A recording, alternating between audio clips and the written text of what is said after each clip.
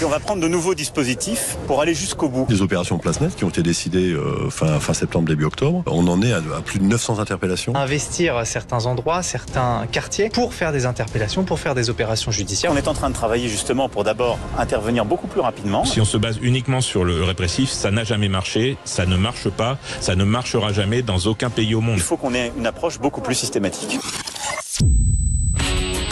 Les vraies voix Sud Radio.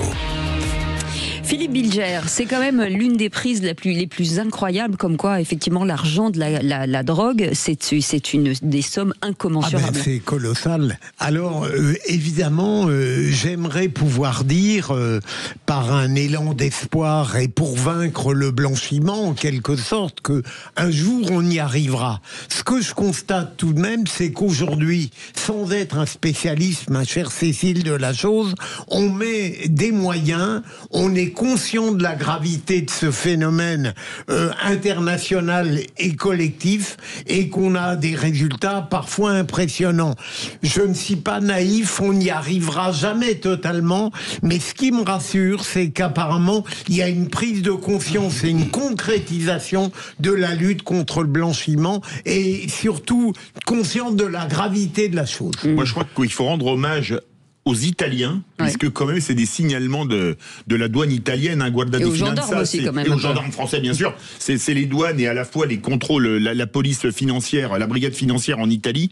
Et je crois qu'on peut leur dire merci parce que c'est eux qui ont fait le signalement. Mais quand on voit à quel point c'est complexe, ça se passe avec des Kosovars qui emmènent en Italie, ça passe par les Balkans, ça termine en Turquie, c'est transformé en or. Mais on peut dire que c'est vraiment une industrie. Une industrie sale, bien évidemment. Hein. Et très intelligente. Et très intelligente pour recycler des sommes sales et en faire de l'argent qui, à mon avis, ne sera jamais propre quand même. Mais ça, c'est mon point de vue. Oui. Enfin, globalement, quand même, on ne va pas limiter ça, le blanchiment d'argent, à l'argent de la drogue, hein, parce qu'il y a toutes les mafias qui sont dessus. Il ne faut pas se leurrer, hein, la traite humaine, les trafics en tout genre, etc., etc. Moi, je pense quand même qu'aussi, on devrait quand même réfléchir un petit peu en amont. Me semble-t-il. Aujourd'hui, on laisse organiser des machines à laver. Alors, les machines à laver, ça s'appelle des épiceries de nuit, ça s'appelle certains kebabs, ça s'appelle certains chinois. Et donc, on sait très très bien que le chiffre d'affaires ne correspond pas du tout à l'activité potentielle, si vous voulez, de l'entreprise. Donc, globalement, on n'a pas d'outils de contrôle. Même nous, maires, on n'a pas d'outils de contrôle sur les installations qui peuvent se faire dans nos communes. Voilà. Oui, mais alors j'imagine à plus grande échelle. C'est la fermeture administrative pour vous. Oui, mais fermeture administrative, il faut qu'il y ait un fait quand même, un fait avéré. Et donc, à partir de là, c'est vrai que c'est quand même un peu compliqué. On a laissé se développer un réseau tentaculaire et aujourd'hui, on en paye le briquage, hein, parce que il est clair que c'est aussi des troubles à l'ordre public, hein, dans certains endroits et dans certains cas. Hein. On avait vu un reportage où des maires, je crois, avaient fermé des boutiques, avaient pris des initiatives, mais je ne crois pas que ce soit fait systématiquement. Non, mais certains se sentent obligés d'acheter le foncier pour pouvoir gérer leurs propres locataires. C'est ça qui est compliqué. Clairement. Puis on n'a pas de droit de regard sur les installations. Si une civette à côté d'une école ou des choses comme ça. Mais après, on n'a pas de droit de regard sur les installations. Nous, je sais qu'on a eu quelques expériences douloureuses d'épicerie de nuit. On essaye de bloquer un petit peu les règles du jeu, hein, et de qualifier un petit peu ceux qui peuvent s'installer. Mais on sait très bien que ça ne fonctionne pas. Puis de toute façon, la gendarmerie nous aide beaucoup dans l'anticipation de ces problèmes. Mais ce qui est très intéressant, c'est que la DZ Mafia, c'est le code de l'Algérie en termes internationaux, c'est pas que des Algériens, il y a des Kosovars, il y a des Turcs, il y a vraiment de tout. C'est vraiment des mafias. C'est une toile d'araignée gigantesque. Quand on parlait des mafias, on pensait en général aux mafias siciliennes, napolitaines, la Camorra, la 'Ndrangheta, etc.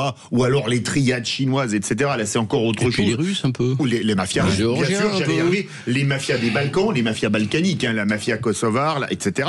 Mais là, c'est vraiment tentaculaire, et il y a quand même une question qui se pose à mon avis.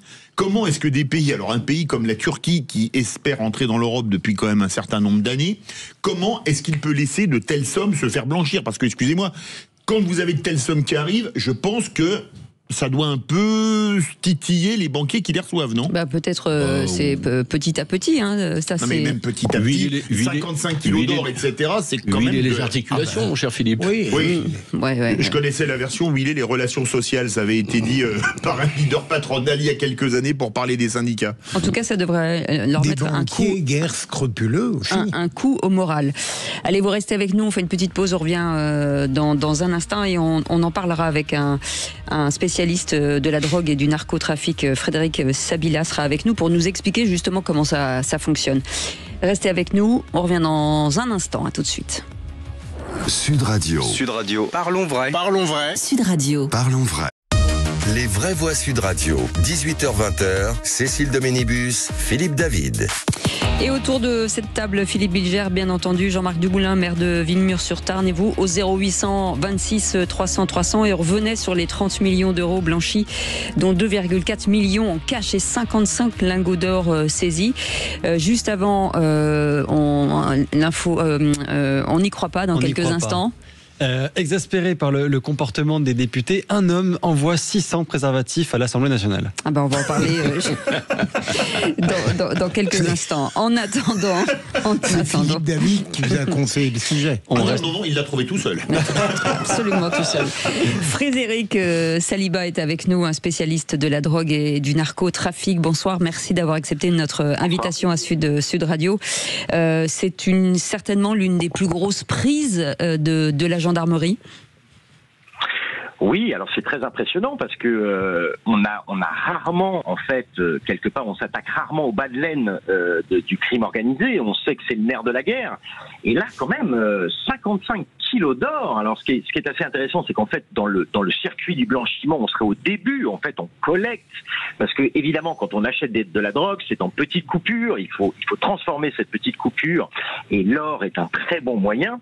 Il y a ça qui est très intéressant. Et puis l'autre élément qui moi m'intéresse particulièrement, c'est que c'est un réseau international. Ça se faisait en Italie, ça implique d'autres pays, la Turquie. Alors, et là, enfin, on commence à réaliser qu'en fait, le narcotrafic, autant du côté des drogues que du côté du blanchiment à la fin de la chaîne, se passe au niveau international et pas national. Et ça, je trouve que c'est très intéressant. Est-ce que, pardon, je sais à peu près ce qu'est le blanchiment, mais je me demande si parfois on ne donne pas une vision trop complexe. Est-ce que vous accepteriez le fait que blanchir, c'est finalement tenter à toute force de mettre de l'argent propre dans de l'argent sale, pardonnez-moi, dans des activités propres? Est-ce que vous diriez que c'est une définition acceptable?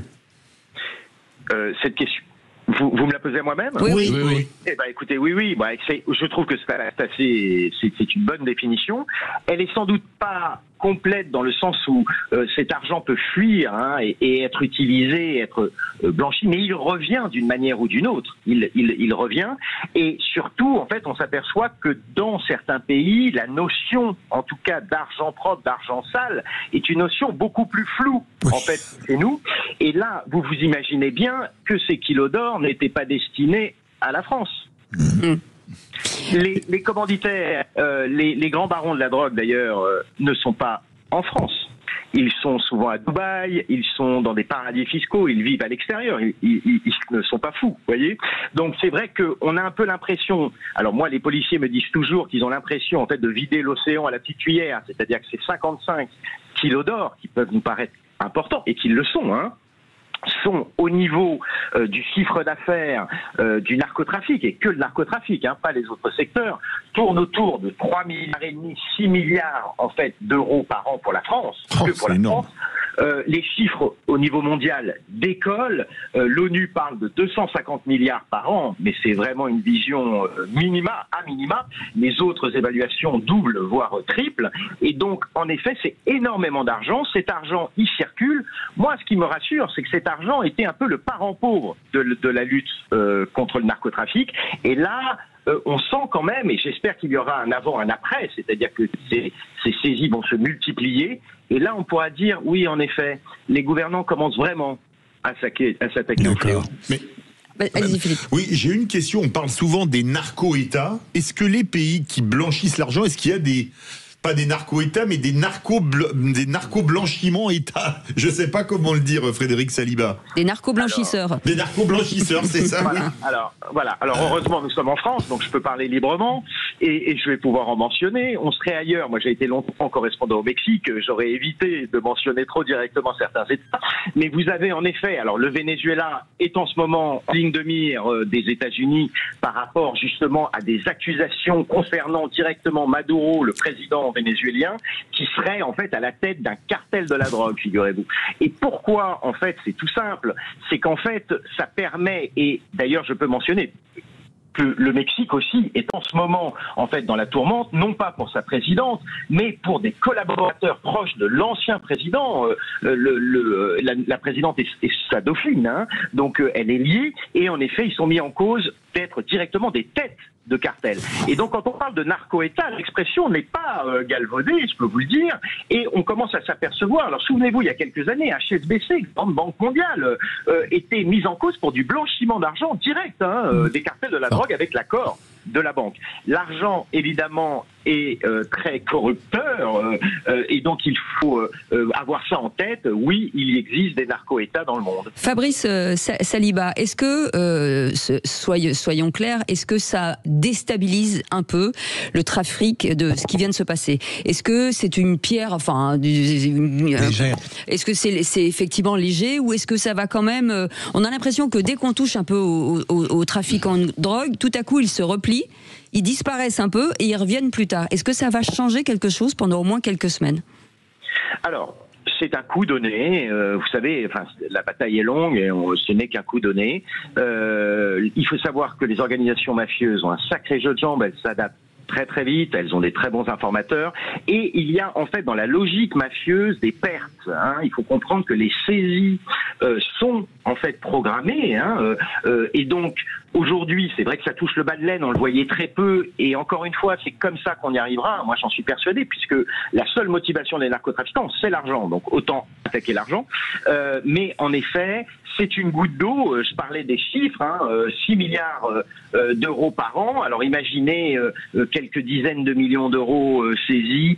Oui, c'est une prise, ce n'est pas rien, d'autant qu'on parle quand même de la DZ Mafia, qui est l'organisation mafieuse, ou en tout cas l'organisation, je dirais pas mafieuse, je dirais criminelle, la plus, en tout cas, médiatisée en ce moment, donc c'est pas forcément mauvais. Et puis encore une fois, il y a des collaborations entre polices qui sont quand même très intéressantes dans le cas actuel, et qu'on peut justement mettre au bénéfice justement de l'action policière, qui encore une fois est toujours après coup. Vous voyez ce que je veux dire? C'est-à-dire qu'on a démantelé un réseau, vous pouvez imaginer que directement il y a un autre réseau, et puis l'autre élément important, c'est que l'or n'est qu'un des moyens de blanchir l'argent. Il y a plein d'autres possibilités, et donc en effet... Oui, les commerces, moi, ce qu'on disait tout à l'heure, et j'en passe. L'immobilier, les diamants...